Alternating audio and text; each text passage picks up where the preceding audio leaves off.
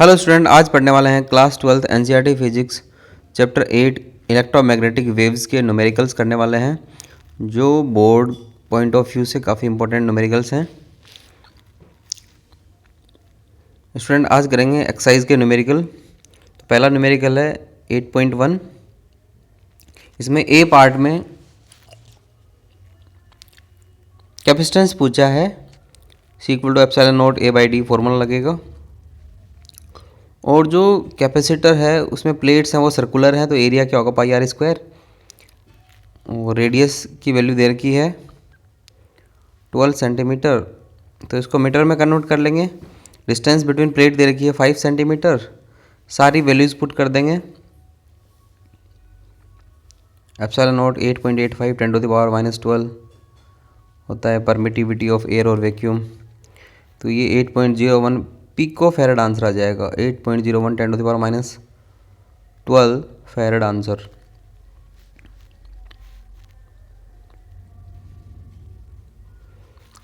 उसके बाद इसी में पूछा है rate of change of potential D by D T की वैल्यू फाइंड करनी है।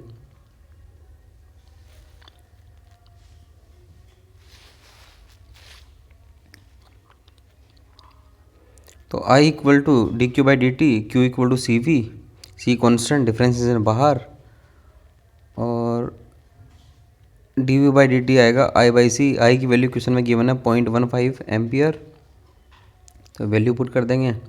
D V by D T का आंसर आएगा वोल्ट अपॉन सेकेंड में। बी पार्ट में पूछा है इसने, क्या डिस्प्लेसमेंट और कंडक्शन करंट एक होता है, उसकी वैल्यू क्या होगी। तो सेम होगा, यस। कंडक्शन करंट और सी में पूछा है कि केसीएल लग सकता है क्या, यहाँ पे यस लगेगा, यू नहीं लगेगा। I equal to I C plus I D. अब पढ़ेंगे 8.2 में जो प्लेट की जो रेडियस है वो दे रखी है 6 सेंटीमीटर। पैरेलल प्लेट कैपेसिटर है और कैपेसिटेंस दे रखा है 100 पिको फैरेड। जो वोल्टेज अप्लाई किया है वो आरएमएस वोल्टेज वैल्यू दे रखी है 230 वोल्ट। एंगुलर फ्रीक्वेंसी दे रखी है 300 रेडियन पर सेकंड। 6 सेंटीमीटर रेडियस है, और अगर 3 सेंटीमीटर पर पूछे तो वो इनसाइड होगा। इसी के अंदर देखेंगे I R M S equal to V R M S by X C. ये फॉर्मूला पता है, अल्टरनेटिंग करंट वाले चैप्टर में है formula. X C equal to 1 by omega C. Omega की वैल्यू है, सी की वैल्यू है, पुट कर देंगे। 10⁻⁻12 को सोल्व करेंगे 100 के साथ, -10 बचेगा। 100 को 10⁻2 लिखेंगे। X equal to 1/300 into 10⁻10। तो I R M S equal to 230 by X C 1/ओमेगा सी।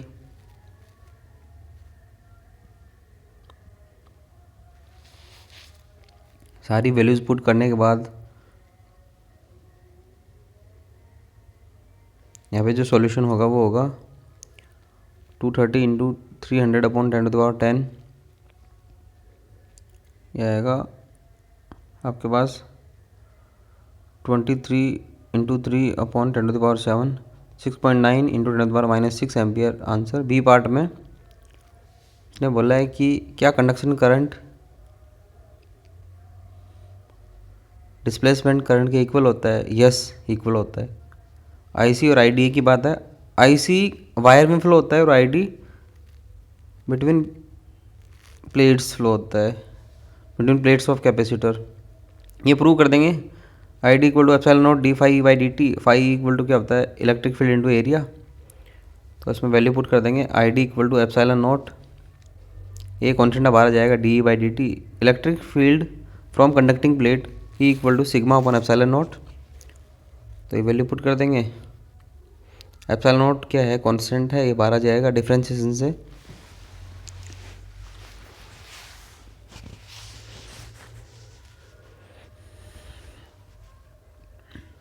सिग्मा क्या होता है, surface charge density Q by A. तो ए भी बाहर आ जाएगा। तो एप्सिलॉन नॉट से एप्सिलॉन नॉट कैंसिल, ए से A cancel. I D equal to D Q by D T, जो कि क्या है, कंडक्शन करंट है, आई सी। तो ये प्रूव कर दिया।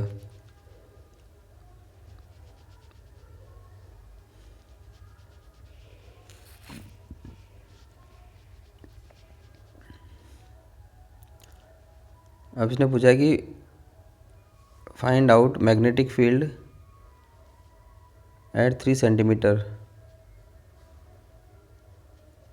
तो ये इनसाइड जाएगा, 6 सेंटीमीटर रेडियस है प्लेट की और 3 सेंटीमीटर क्या होगा इनसाइड। तो वो एम्पियर सर्कुटल लॉ के अंदर जो है कि वायर के इनसाइड, वायर के सरफेस पे, वायर के आउटसाइड, वहाँ से एक फॉर्मूला उठाएंगे। यहाँ पे जो करंट है वो मैक्सिमम करंट है। तो I R M S equal to क्या होता है बच्चों, I M by root 2। I M की वैल्यू निकाल लेंगे यहाँ पे।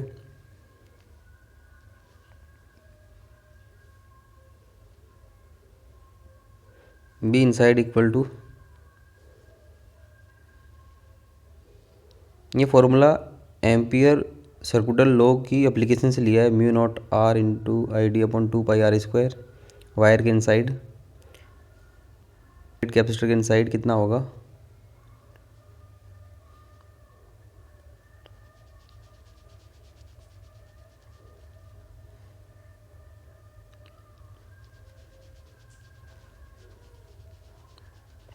ये आंसर आ जाएगा मैग्नेटिक फील्ड का इनसाइड।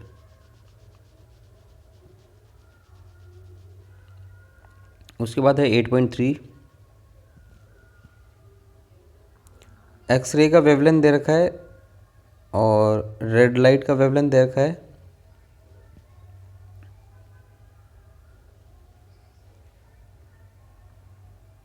लेकिन स्टूडेंट लाइट कैसी भी हो उनकी वेलोसिटी क्या होती है, same as speed of light होती है।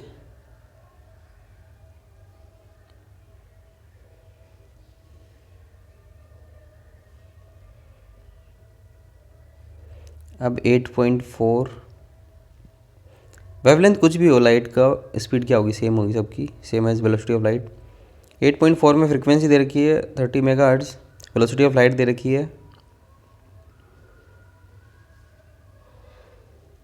वेवलेंथ पूछा है तो nu equal to C by lambda, lambda equal to C by new.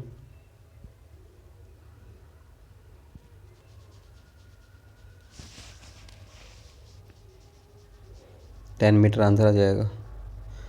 अच्छा, इसमें डायरेक्शन भी पूछी है कि वेव की डायरेक्शन किधर होगी। अच्छा, मैग्नेटिक फील्ड और इलेक्ट्रिक फील्ड परपेंडिकुलर होता है, एक्स वाई में है तो वेव जाएगी जेड डायरेक्शन में।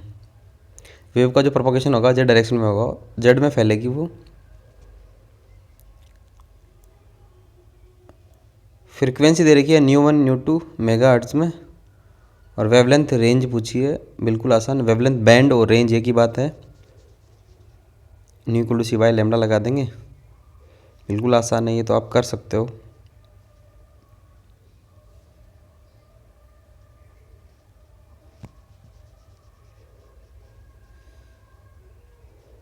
तो लेमडा 1 आया 40 मीटर, लेमडा 2 आएगा 25 मीटर। 25 मीटर से 40 मीटर हो जाएगी वेवलेंथ रेंज इसका। बैंड, बैंड का मतलब रेंज कहाँ से कहाँ तक जाएगा, रेंज वेरी करेगा। अगला क्वेश्चन है 8.6,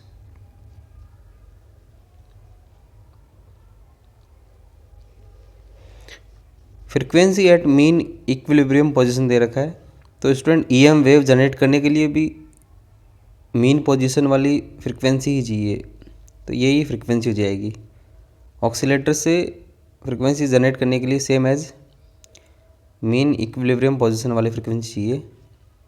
तो 10⁹ हर्ट्ज इज आंसर। 8.7 में मैग्नेटिक फील्ड का कंपोनेंट दे रखा है 510 नैनो टेस्ला, नैनो का मतलब 10⁻⁹।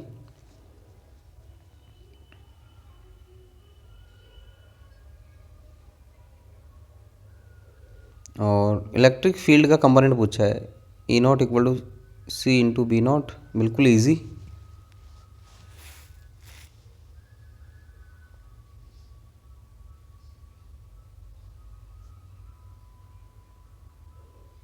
तो ये वैल्यू आ जाएगी 153 न्यूटन अपन कूलॉम। 8.8 में E naught equal to electric field का कंपोनेंट दे रखा है 120 न्यूटन अपन कूलॉम। फ्रीक्वेंसी दे रखी है F equal to 50 megahertz. A part में पूछा है B naught angular frequency, K propagation constant और वेवलेंथ भी पूछा है। C equal to E naught by B naught, B naught equal to क्या हो जाएगा, ई नॉट बाई सी।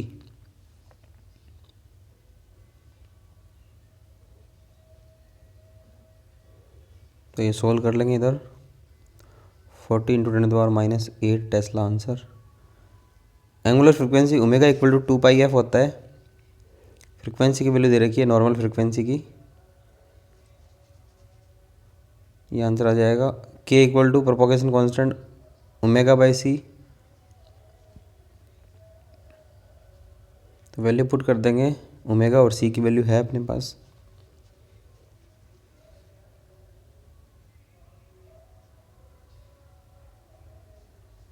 वेवलेंथ भी पूछा है, nu equal to C by lambda, lambda equal to C by nu, frequency given है।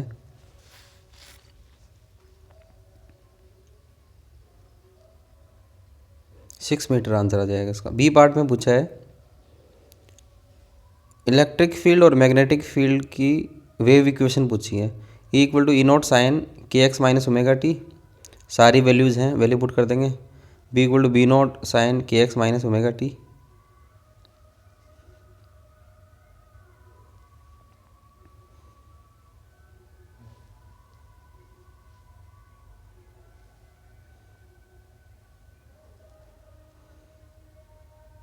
एट 8.9 में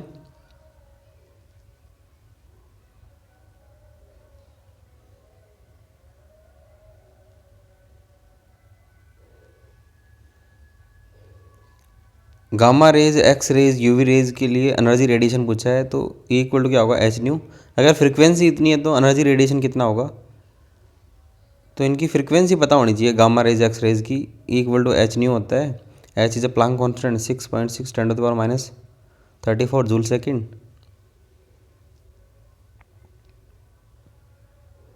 और 1 electron volt equal to 1.6 into 10⁻⁻19 joule. 1 EV equal to ये होता है, तो joule equal to EV by 1.6 into 10⁻⁻19। तो इसको आप जूल को ईवी में कन्वर्ट कर सकते हो इजीली। एक्स रेज के लिए भी ऐसे ही फाइंड कर लेंगे, फ्रिक्वेंसी दे रखा है।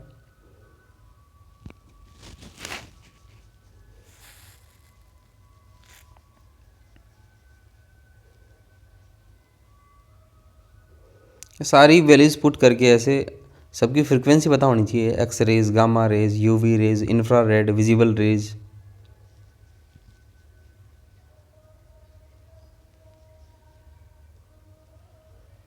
मेगा में 10⁻6 होता है। यूवी रेज के लिए फ्रिक्वेंसी 10⁻15 हर्ट्ज। यहाँ पे जूल आएगा बच्चों, ये जूल। थोड़ा प्रिंटिंग मिस्टेक हो जाता है।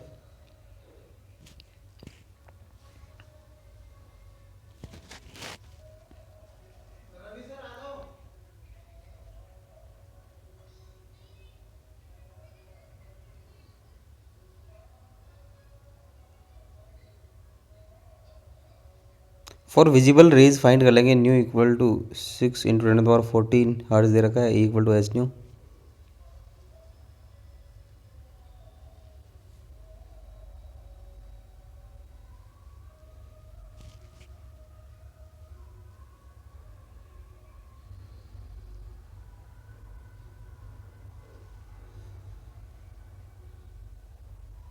ऐसे ही अपन रिमेनिंग रेज का फाइंड कर लेंगे। इलेक्ट्रॉन वोल्ट में कन्वर्ट करना ज़रूरी है ये। Similar we can find for infrared rays, microwave, radio wave, सबकी फ्रिक्वेंसी अपन को पता होनी चाहिए, तो ये फाइंड कर सकते हैं। तो स्टूडेंट, आई थिंक ये वीडियो आपके लिए काफ़ी हेल्पफुल रहेगा, यूज़फुल रहेगा। इसको शेयर, सब्सक्राइब, लाइक ज़रूर करें। Thank you, thanks for watching.